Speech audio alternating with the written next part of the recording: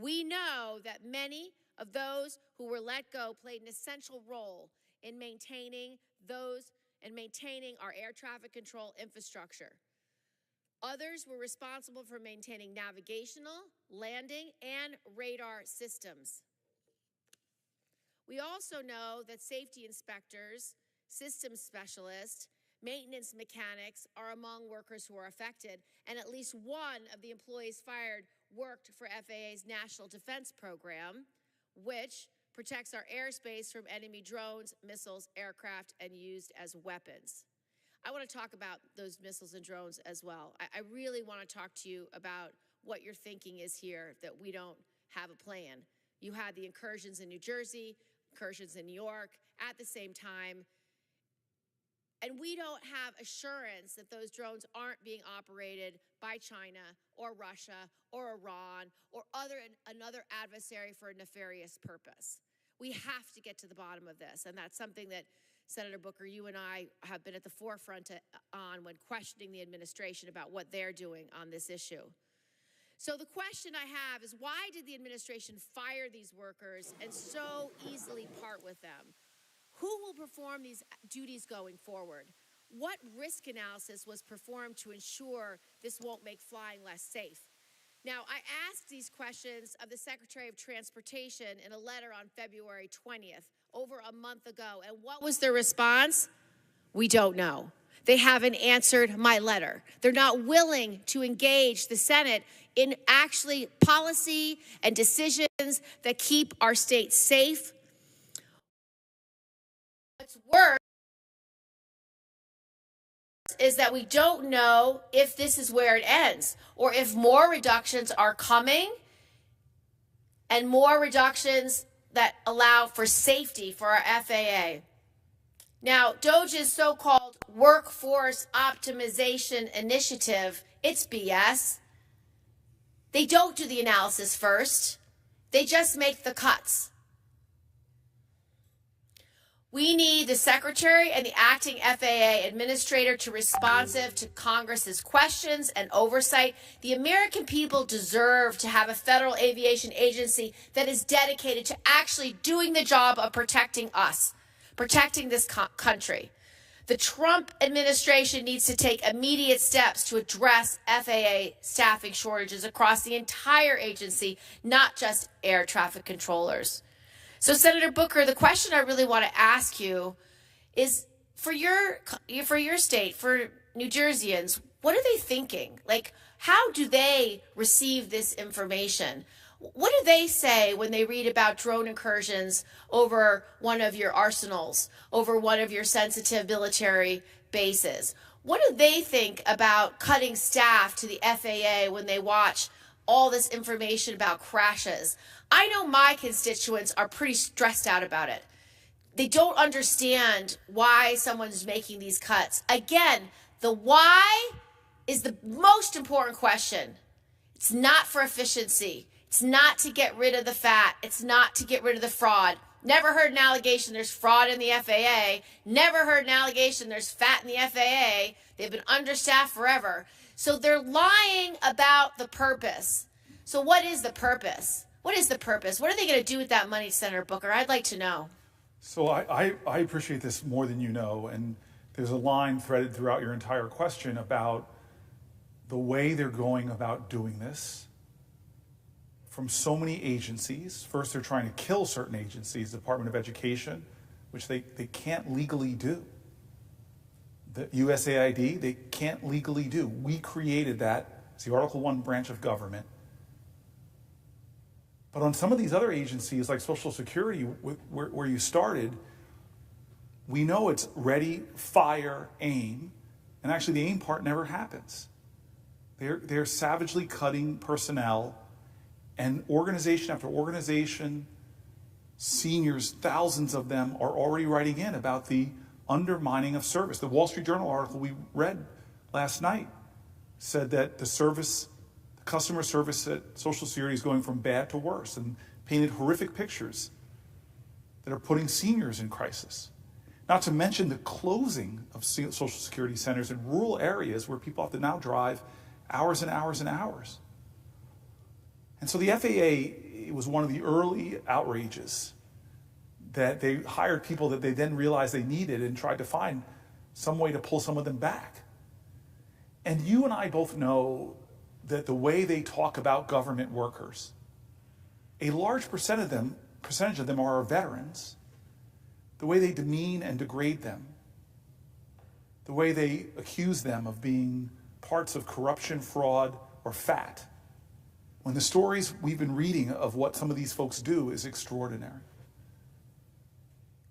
And so your question, though, brings up a lot of national security issues. I'm going to bridge to that because you and I both were really, really incensed that we weren't getting enough information when we had these incursions. And I want to start what I've been doing in other sections is just reading, elevating on this floor the voices of people from our country, trying to elevate more of the voices to let people know we see you, we hear you, your outrage, your hurt, your fears, they have value. I have another question before you start your letters, Senator Booker, if you'd like to entertain another question, if you'll yield. I will yield a question while retaining the floor. Okay. So, because you're going into the national security section, and I want to give you a couple of questions to pepper your answers, because I sit on the Special Committee on Intelligence in the Senate. I also sit on the Armed Services Committee. And so national security is an area where New Yorkers care a deep amount about. And I've been spending the last 15 years focused on how we keep this country safe and what we should be doing. And so I get a lot of questions from New Yorkers about this issue. So I want you to address the drone issue for sure, because that is something you and I have been working on continuously since we've seen these incursions. And just to give a little more context for New Yorkers who might be listening to this debate, we've had drone incursions over sensitive military sites for quite some time now. And it's something that I've been working on a bipartisan basis through the Intelligence Committee. And some of these incursions are every night, over and over again, over sensitive military bases. There was one over Langley. We've had them over arsenals in New Jersey, over sensitive sites in New York. We've had them over military bases across the country. And, you know, I don't like it when the answer is, oh, we know where most of this is. This is mostly FAA traffic. And I don't like it when I hear it from this administration or any administration, because it's not true. Some of the drone sightings are planes in the air, helicopters, maybe weather balloons, maybe enthusiasts, but they do not know if all are. And in these specific incursions, they do not know the origin of them. They do not know whose they are. They do not know who is operating them. They do not know the purpose of these drones. These drones could easily be spying. They could be planning attacks. They could be doing anything nefarious. We have no basis to say it is all known and we are not concerned.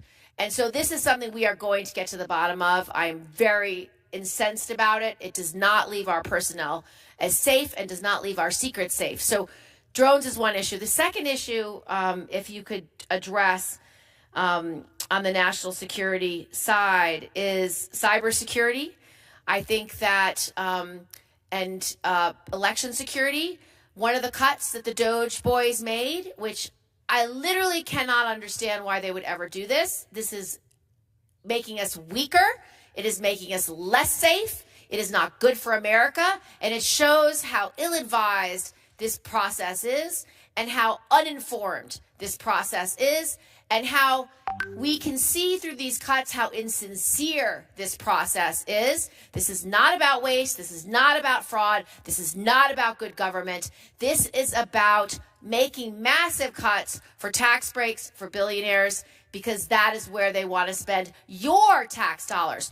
New Yorkers' tax dollars and New Jerseyans' tax dollars. They want to take it and give it to tax breaks to the billionaires. Okay, so this is the question. These cuts, they have cut all the personnel, or the main personnel, at an organization called CISA that were supposed to be doing election security. So the people who actually were working with the states to make sure our election system can't be hacked, they fired those people. They fired the senior personnel at the Department of Defense, our most experienced generals, across the board, members from the Joint Chiefs of Staff, just fired them. For what reason? I don't know. No substantive reason was ever given. But these are the senior personnel who actually keep us from wars, who have the judgment and the experience to advise the president, to advise Congress, to advise us on how to keep us safe. And then the last group they cut were the lawyers. Do you remember that Shakespeare play, The First Thing We Do is Kill All the Lawyers? Well, the context in which that was given was in order to have a coup. So Shakespeare, hundreds of years ago, said, if you want to have a coup, the first thing you do is kill all the lawyers. Well, they fired all the lawyers, the senior lawyers at the Department of Defense. They fired the generals who actually know how to keep us safe. And then they fired the personnel at CISA who are responsible for election interference. They fired the people at the FBI who are also responsible for election interference. So again, these firings make no sense. I don't think they're making us I don't think they're making us more safe. I think they are making us less safe. When you fire the people who know what they're doing and are dedicated to keeping us safe, doesn't make us safer.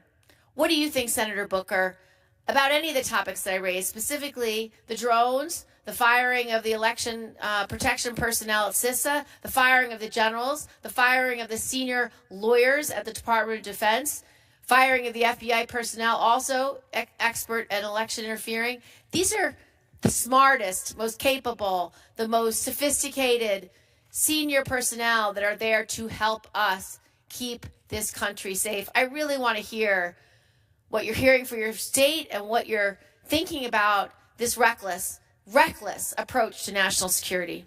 I'm so grateful for the questions from my colleague, from my friend. I want folks to know that probably the best dinner I had when I came here was with the senator from New York, who really gave me a quick rundown on how to get things done in this body.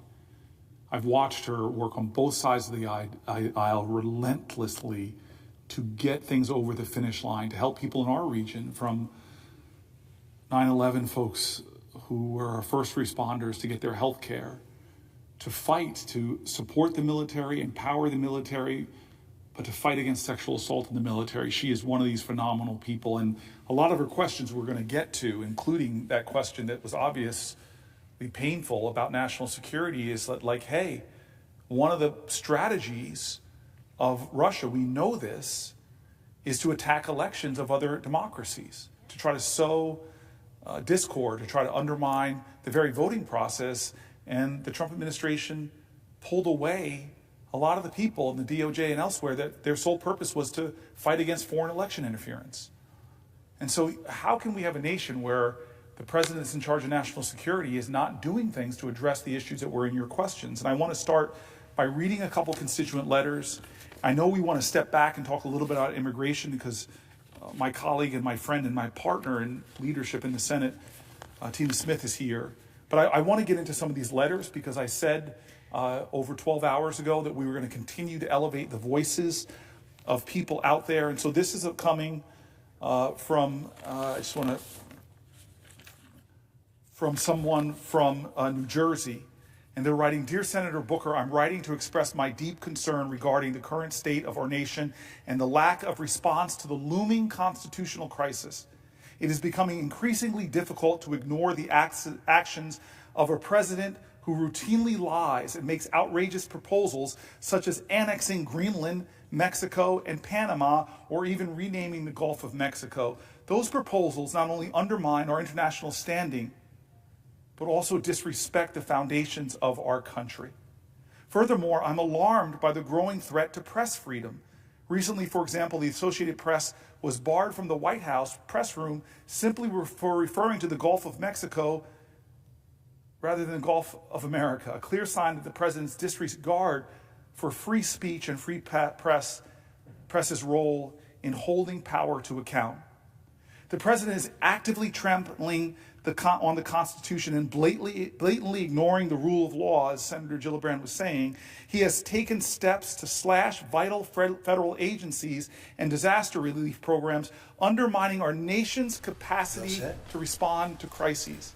So His it's an honor decision to to have you appoint back. unqualified individuals A friend of to mine, high Kid Rock, positions for the purpose of sometimes following referred to his as Bob. will I know is him as another Bob, example of how our but democratic he's been a systems good friend for are a being long time, systematically many years. weakened. And he's Additionally, his reckless and after irresponsible something that approach to is foreign for policy the good of a lot is of making people. the world more dangerous. Tomorrow night or probably His insistence Wednesday, on blaming Thursday, Ukraine and for they're Russia's reciprocal. invasion So whatever and they charge ongoing us, war we is not charge only them, but we're historically being nicer inaccurate, but than they also were. deeply damaging We have to a our lot of allies. countries, friend and foe. I always say friend Even and foe, worse, but his the friend administration in many cases has is entertained worse so-called, than the in foe. quotes, peace They took settlements advantage of that us, exclude and Ukraine from the process we entirely, are going to be very nice by effectively comparison to what allowing they Russia were. to dictate The terms numbers will without be any lower than Ukrainian what they've been input. charging us. Such actions And in betray some our cases, commitments maybe to substantially low. sovereignty and We sort of have a democracy, world obligation, and perhaps. embolden But we're going to be authoritarian very nice. regimes Relatively worldwide. speaking, we're going to be very kind. Domestically, his agenda is destructive. His Somebody administration said that has about me the other pursued day. the withdrawal from Said, USAID, who doesn't the know me gutting very of well, they critical said, global humanitarian "You're and such a development kind efforts person." that have long served And I U.S. said, interests say that abroad. again.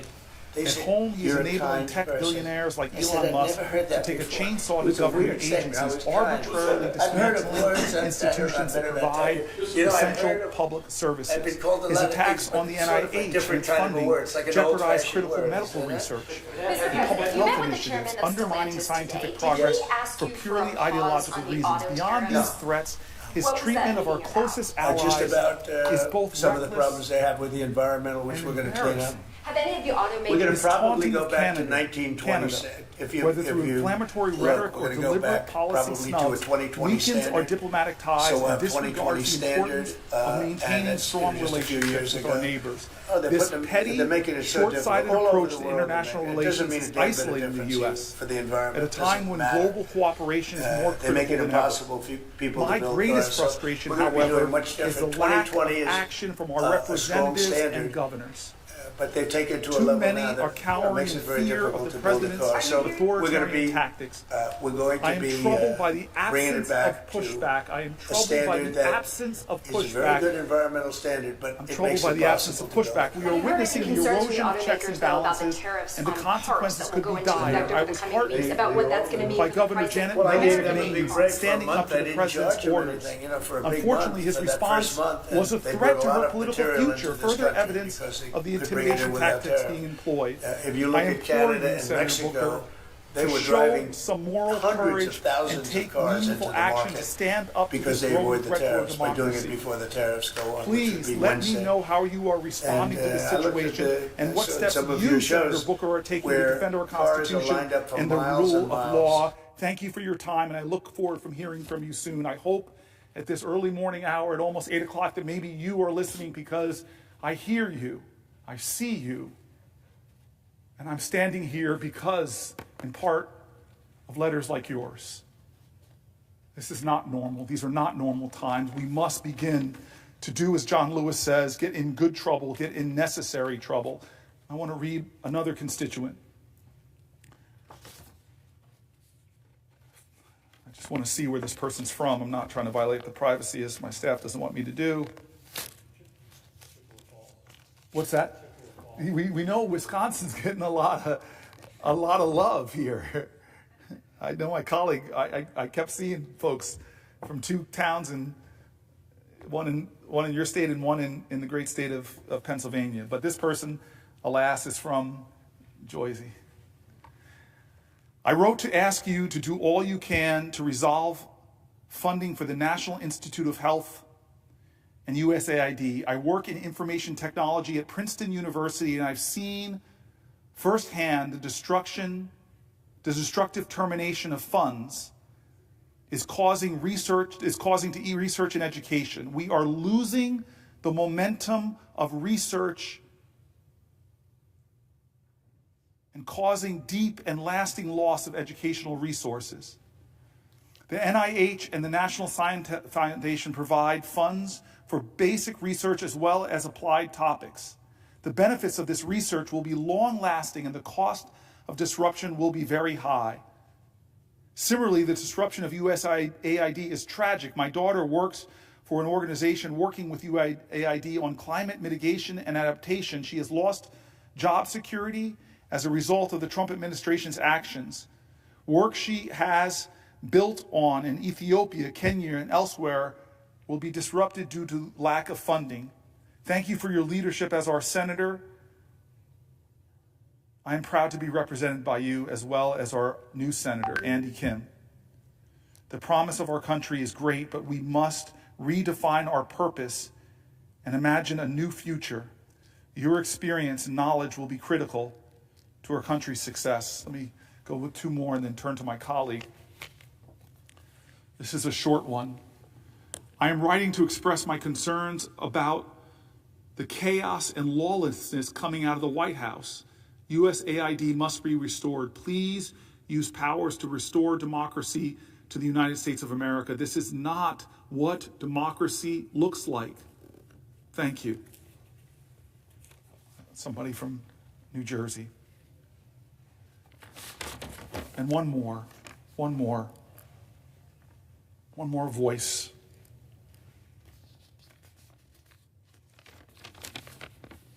As a parent of a USAID Foreign Service officer recently in Ukraine, now in Kenya, I am outraged and horrified by the coup now being staged by Elon Musk under the authority from the president.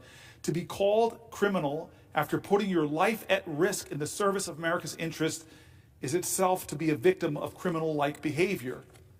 I have seen the beautiful roads and railroads in Africa built by Chinese. In one fell swoop, Trump has given that continent to the Chinese and the Russians. He did the same thing years ago by canceling participation in the Pacific Free Trade Pact, forfeiting our power and our goodwill, making China the largest player in the region. I saw the goodwill in the eyes of passersby from the Philippines to Georgia to Tajikistan. Now I hear it turned to hostility. Think of sports fans in Canada booing our national anthem. Think also of the infants that will now die from AIDS because of USAID's treatment program was abruptly stopped, along with vaccination programs and programs for stopping diseases such as Ebola, monkeypox, hemorrhagic fever. These diseases will come home. With even a 90-day pause in workers in these programs, we will lose jobs and rent, and some never will return. Refrigeration of medicines will be at risk. Clinics and offices will become unavailable. Humpty Dumpty will not be quickly put back together again. Some of what Trump wants to do will ultimately need approval of Congress. I urge you to fight every one of his proposals and appointments. Slow the legislative process as much as you can. Please. I hope Trump will lose his majority. Thank you for your attention. I will be of service in any way possible to right these wrongs. I love when constituents don't only point out what's wrong, but stand up and say, I will be in service. Let me know how I can help. Your voice is helping tonight. Speaking to these issues is helping tonight. I know my Senate colleague is here. If she has a question, I will yield while retaining the floor. Mr. President. The senator from Minnesota. Thank you, Mr. President, and thank you to my colleague from New Jersey for yielding for a question. And I want to just start by thanking my colleague for one of my dearest friends in the Senate for using his voice in such a powerful way over the many, many hours that you've been holding the Senate floor. And I know you well enough to know that you are not doing this because of your belief in the power of your voice. You are doing this because of your belief in the power of all of the voices that you've been amplifying all through the night. And your belief of the importance that the millions of Americans who are so frightened and concerned and horrified by what they see this administration doing, and wanting to feel like there is somebody here that is fighting for them. and that is listening to them. And the way in which you are reading these letters today, and all through the night, Senator Booker, I think is a tribute to your respect for all of those Americans. And so I'm so grateful for that. And I wanted to take a moment, if I could, to ask you to yield for a question related to what you've been talking about. And I certainly agree with you that these are not normal times in our nation, and as elected officials, it is our duty to speak up and to fight back against the abuses and the overreach of this administration, and to raise up our voices, raise up the voices of our constituents who, as I said, are both frightened and furious about what's happening. So my question to you, Senator Booker, is about some of the Trump administration's recent actions regarding immigration. And my question is in three parts. First, I think that we can all agree that our current immigration system in this country is broken. It is not working well for anyone. It's not working well for American businesses that depend on a global talent pool. It is not working well for families who want to reunite with their loved ones. And it is not working well at all for those who seek refuge from persecution and believe in the promises that are carved into the Statue of Liberty. And to my colleague, I ask these questions and I think about these issues, about the shortcomings of our immigration system as a senator from Minnesota, where our meat processing sector relies so much on immigrant labor, where the University of Minnesota is a beacon for international students studying science and technology and agriculture, where the resorts in Minnesota rely on folks from all over the country to come and make them work, the little mom and pop 12 cabin operations up on lakes in northern Minnesota, and the manufacturers who rely on, as I said, the best and the brightest from all over the world coming to serve in our state and serving our economy. And I think we know, my colleague from New Jersey, that there have been real and serious bipartisan attempts at comprehensive immigration reform debated in this body. And while I might not have agreed with everything in these proposals, I suspect you might not as well, I think we both, I'm sure, strongly believe that immigration is an issue that merits real debate and real policy solutions. Our colleague who is here on the floor with us this morning, Senator Murphy from Connecticut, has worked so hard to find real bipartisan solutions. And I believe that comprehensive immigration reform needs to ensure our national security. It needs to provide a fair and workable path for immigrants who want to come and contribute to the American dream, which is what truly makes this country great. But here's the rub.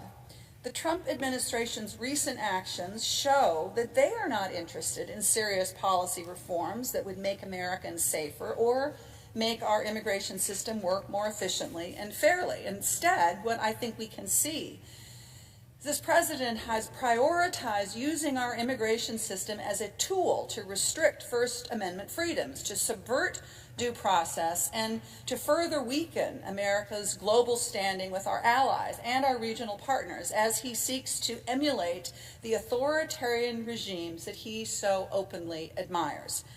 There's just one example. In recent weeks, we've seen a number of international students targeted for arrest and deportation merely on the basis of their pro-Palestinian advocacy. Now, these are young people who played by all the rules. They've entered this country with permission in order to further their educations and have not been accused of or charged of any criminal activity. Their views on the war in Gaza may differ sharply from mine or others, but I believe that the First Amendment guarantees them the right to express those views without facing punishment or reprisal from our government. Nonetheless, the Trump administration has admitted that they are doing exactly that, seeking to punish lawfully present immigrants, in some cases even green card holders, because of the political views that they've expressed. The Secretary of State has invoked a rarely used section of statute that allows him to unilaterally designate for removal any alien who may cause, and I quote, potentially serious adverse foreign policy consequences. And if that's not enough, many of these arrests have been carried out in a manner that seems calculated to maximize fear and intimidation in immigrant and activist communities. Here's an example to my colleague for him to respond to. I want to take the case of the recent arrest of Rumaysa Özerkök, a Turkish graduate student at Tufts University, who was studying the relationship between child development and our social media saturated, globally connected world. She is here on a valid student visa. She is not accused of any crime, and by all accounts,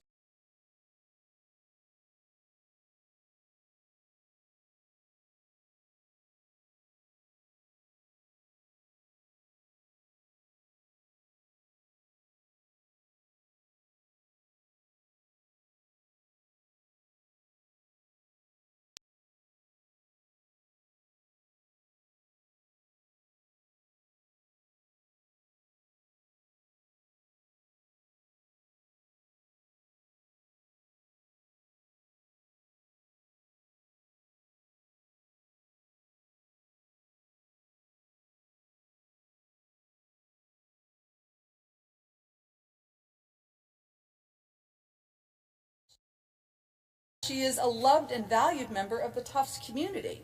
Her only purported offense was being one of 4 co-authors of an op-ed in the student newspaper that urged the administration of Tufts to engage with student calls to divest from businesses with ties to Israel and the IDF.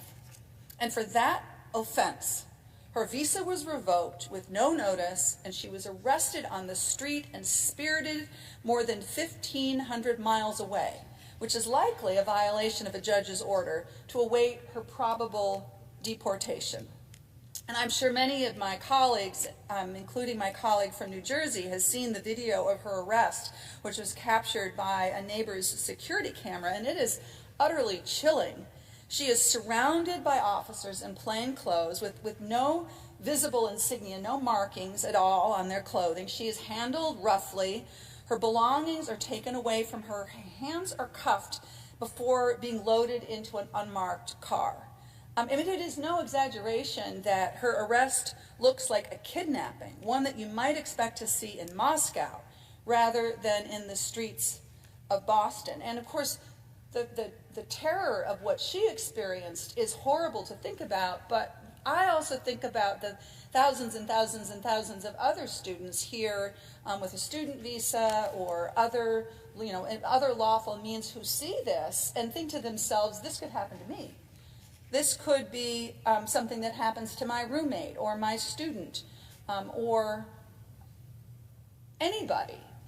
It seems like such a breakdown in the rule of law and the way that our country should operate. So I would like to ask my colleague, does this seem normal or appropriate for federal law enforcement officers of the United States to conduct routine arrests in plain clothes with unmarked cars and with this overwhelming show of force for individuals who pose no obvious physical threat to those law enforcement? And I mean, furthermore, is this not exactly the sort of operation that you would order if your goal is to intimidate and dissuade immigrant and activist communities from exercising their constitutional rights to free speech? Does punishing people for their political speech seem consistent with American democratic values? I can't believe that we would think that it would be consistent. And I wonder if my colleague from New Jersey would like to respond in any way to this. I want to respond deeply. I first want to thank my colleague for being here in the morning. She's one of my colleagues I confided in when I told her I was enough for me. I needed to do something different, and she readily encouraged me to be here on the floor for what is now about 13 hours. And she has encouraged me, she has encouraged my heart, and is just one of my dear friends, and I'm just so grateful to see her this morning.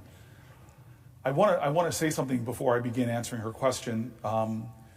In my home county, the one I grew up in, Bergen County, there's a family, the Alexanders, whose son, Idan, is an American who is being held by Hamas, and he is being likely tortured and in trauma and in pain.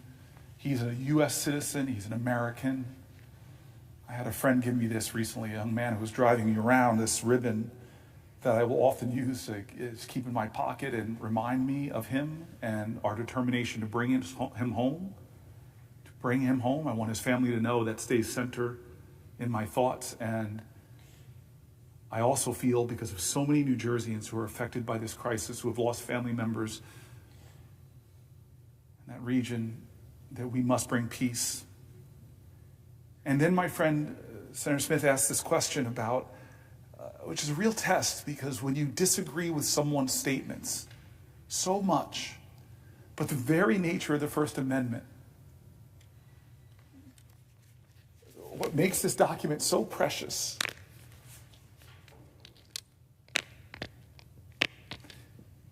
is that it says that no matter how reprehensible your speech is,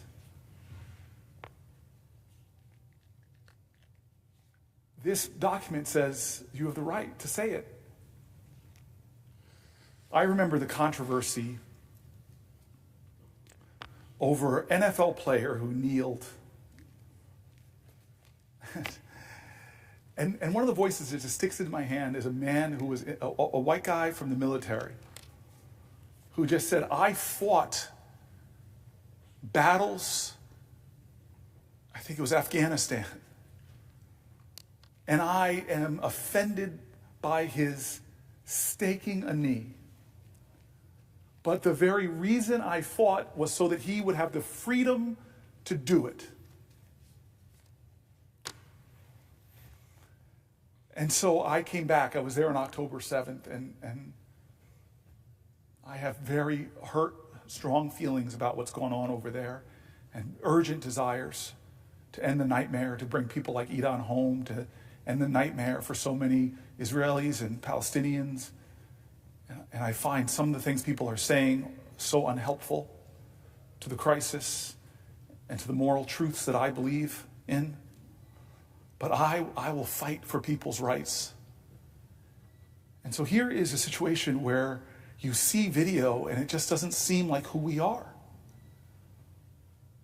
If you're revoking somebody's visa, make a phone call, tell them that you have 30 days to leave. But there should be due process. You should have to prove your claims in court. If this person is somehow allying with some kind of enemy, prove it. But what I saw there doesn't reflect the highest ideals. God, if this Constitution was easy, it wouldn't be worth the paper it's written on. And so I love my friend because she wades into some difficult waters, but she's guided by the oath that she took to defend the Constitution. And in these complex and difficult times, she's standing up. And I tell you, when we were in the immigration section last night, or earlier I should say, we read the most painful stories. My brother over on the other side of me, I've got some of my really dear friends on the floor right now, Senator Murphy, Senator Warnock, Senator Smith. My brother, Senator Warnock, knows that we are a nation that is paying hundreds of millions of dollars over the years of the Trump administration to fund private prisons that are being paid, incentivized to take away people's liberties. We read stories in the immigration section about people that got trapped in those systems that should never be there. Horrible stories, painful voices I've read about folks who are caught up in a system. And I just loved that one article from that Canadian that was for weeks put in a private prison. And suddenly, when she heard the lies of the people who found ways to keep her there, the aha moment that she realized that these people, every day I'm there, they get profit. They're not incentivized by justice, they're incentivized by profit. I read stories, Senator Smith, of people that were sent to that horrible jail in El Salvador that the government admitted they made a mistake. They disappeared someone who has American family members. Story after story I read that just are such a betrayal, not of democratic values, but of American values. Because we all in this body know we need to do more to protect our borders, to keep us safe, to arrest criminals, be they undocumented or documented. That's an urgency we all feel. But when you sacrifice your core values and you sacrifice them to a demagogue who says this is all about your safety, when you sacrifice your core principles for your safety, you will achieve neither. You will neither be safe nor morally strong. The true leaders on both sides of the aisle that I've heard over the years talk on these issues say, we can do both. We can make our country safe and we can abide by our values. And in a complex world where country after country disappears people, when authoritarian countries disappear their political enemies, their political adversaries, disappear people who say things they politically disagree with, those countries are looking to us. Did you know when Donald Trump started using that phrase, fake news, fake news, fake news, that in Turkey, Erdogan started arresting people on charges of fake news? Because we are looked to. I believe, like Reagan said, we could be that city on a hill, but we are up high and folks are going to look to us for what is the world order going to be? What is democracy globally going to look like? Are we going to defend democracy and democratic principles, or will we behave like the authoritarians that we should be against? So this is a fundamental question you ask, and it has been resonating all these 13 hours. We keep coming back to the Constitution because so many of the things the Trump administration are doing, from the separation of powers to violating the very first words of our Constitution, the very first words, this commitment we make when we swear our oaths, all of us, we the people of the United States of America, this is our mandate in order to form a more perfect union, establish justice. It comes really quick. It comes really quick. Is it just to disappear a human being with no due process? I quoted Anton Scalia, this conservative that was sitting on a stage where somebody had a lot of affection for, Ruth Bader Ginsburg, and the moderator asked them, does somebody in our country have the rights of this document? And he said, yes, especially the 14th Amendment that doesn't say any citizen, it says no person, nobody. And so where do we stand when our founders, those imperfect geniuses, say we the people, in order to form a more perfect union, we the people of the United States, in order to form a more perfect union, establish justice, ensure domestic tranquility, provide for the common defense, promote the general welfare, and secure the blessings of liberty to ourselves and our prosperity. What nation are we turning over to the next president, to the next Congress, when this Congress is sacrificing the powers that are given right underneath that preamble? It's Article 1, which spells out all legislative powers herein granted shall be vested in the Congress of the United States, which shall consist of the Senate and the House of Representatives. And then it goes on to talk about what we have the power to do. We set the laws. This president is invoking emergency powers like the Alien Insurrection Act, a 1780 something law that the last time was used in World War II to detain Japanese Americans, something so shameful, to put them in concentration camps here in America. He wants to take power from our Congress. And the thing that is killing me, that is actually breaking my heart, Brother Warnock, the thing that's actually breaking my heart is that we're letting them. That we're letting him take our power. If Elon Musk was a Democrat and Joe Biden said, hey, go after the spending power of Congress, all the things that they approved, it's hard to do bipartisan things here. God bless Patty Murray and Susan Collins coming together and getting spending bills, hard worked, hard done. Lord knows, I sometimes play a little Motown in here, ain't too proud to beg. I go to the appropriations leader and say, hey, my New Jerseyans in this county need this, and this county. We work on all this. I fight for programs with Lindsey Graham and USAID, with the now Secretary of State, Marco Rubio, programs that he approved. The Department of Education, I've worked with Republicans to put things in Department of Education. There are people here that worked in a bipartisan way to try to simplify the FAFSA forms. I could go through all the work we've done that now this body, the Article 1 branch of Constitution, right under the mandate of the United States of America, as Tina Smith is telling us, right after we, the people of the United States, in order to form a more perfect union, establish justice, as the senator, my friend.